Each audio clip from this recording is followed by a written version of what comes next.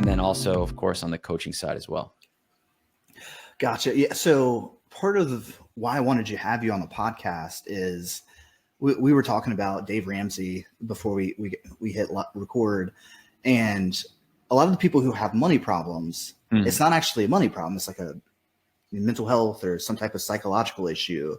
I feel like that same concept ports over to getting a job and sustaining a long-term career. So let's talk about like, how can you, well, I guess first let's start about like, what's the state of mental health? And then we can dive into how does one kind of safeguard their own mental health when they're looking for a job, when they're building skills, when they're interviewing, and then once they like land their job and, seek to get promoted and rise up the ranks. Yeah, well, a big question to start. Yeah. I think it'd probably be helpful to talk just about like, what do we even mean when we're talking about mental health? And I'll give you my definition for whatever it's worth. But what I like to think about, and a lot of the conversations that I have with providers and with clients, is thinking about it analogously to physical health on a spectrum. And so, at any given moment, there are phases of your life. And sometimes you feel very physically healthy, you're eating well, you're training well, you're sleeping well, your relationships are going well. And then sometimes it doesn't work out that way. And sometimes that's your own doing, like mistakes that you make, or sometimes things that happen to you. Obviously, COVID was a great example. A lot of people's physical wellness down as a consequence of something that none of us could have predicted, literally a once in a century event. And I think similarly, mental health falls on that same spectrum where at any given moment, you could be feeling kind of stable, grounded, mindful, kind of less distressed, less preoccupied. And then there are other moments where I think we can all sort of relate to this, myself included, where we're kind of our own worst enemy. We're thinking too much about ourselves. We're kind of self-absorbed in a way that's not necessarily narcissistic, but kind of keeps us stuck. We're worried about our presentation with others. We're worried about things that are maybe outside of our control. There are things that have happened to us in our childhood, in our key developmental periods, college being one of them, for example, that kind of stay with us, but that no one knows about. And so you asked about what's the state of mental health. If we think about the state of mental health, I think we have to also consider that's going to be different for every person. And I know that's kind of punting the question, but it really is individualized. Every single person, because of the uniqueness and individuality of their experiences, struggles and overcomes challenges in a myriad of ways that I think are really specific to that person. From the people that I work with, I would say categorically, I have a lot of experience working with young men. And I think young men specifically are struggling more than they have in the past. And there's a confluence of reasons for why that is. But I think now more than ever, there is incredible access to information that creates this storm of not being sure of what the future may hold. And so I think you and I could probably relate to this to the extent that we're now able to do almost anything in 2024, soon to be 2025. The vision for ourselves could be, you could choose multiple paths, whereas, historically that's not been the case. And so in a weird way, you would think, well, isn't that a good thing? But I actually think that creates a lot of distress, specifically for young professionals, because it's almost like choice overload. Like if I go here, then I'm not going there. And if I go there, then I'm not going to that other place. And so choosing a path becomes really hard.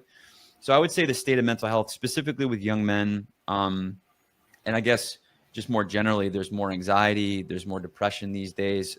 I don't know the figures off the top of my head, but I know prescription drugs are now more popular than ever. Prescription for depression, anxiety, ADHD is higher than ever. And even just aspirational pieces, if you track people going to college, choosing like higher education options, there's been some interesting data there with respect to young men not necessarily seeking that higher level of education. And so like what's the story there? And I think in general, again, very, very broad brush here, but I think people really struggle to know how to build a meaningful life. And that totally makes sense in the context of today's day and age. Yeah, it's funny because I was talking about one of my students created a clips channel on TikTok, and I sent it to you and you're like, I don't have TikTok. So one thing that I've heard is that in 50 years, we're going to look back on social media very similar to how we look back on cigarettes.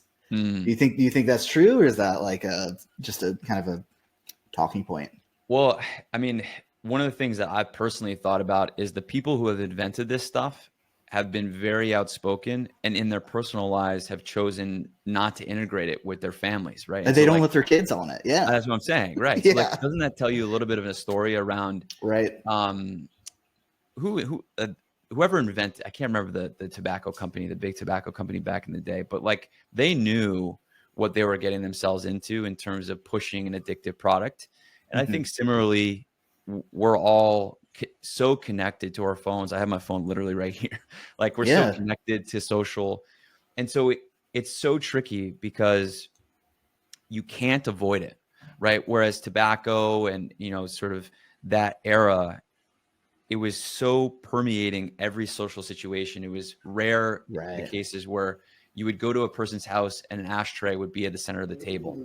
It was just assumed that as a part of the culture, the cultural norm at the time, that smoking was a part of the thing that you just did. And I think similarly, getting on social and playing this game for business owners like you and I, it's like, oh man, I really don't want to be on TikTok, but am I losing out? Am I actually behind if I'm not? And I think the answer is unequivocally, yes, I am behind. And so to your point, who knows what it's going to look like 50 years from now, but I think there's no question when we think about raising children, more and more families, I think, are going to be really cautious around what they do to keep their kids safe from these kinds of access points. Because Jonathan Haidt just wrote a book about this, but we can't necessarily control all the inputs. And that's the scary part, right? It's like kind of analogous to having your kid drive a car. Like you can teach them to be super, super safe, but it's all the other drivers that we're worried about. And I think social media is somewhat similar. It's like we can teach people how to use it relatively safely and be boundaried with it and set time guards and time domains, and you can't be on it on certain times, but the amount of inputs is overwhelming. And so I think there's probably some validity to what you're saying is we'll look back on this and really be almost in a way kind of shocked at just how quickly we got caught up in it. Yeah. Well, it's funny because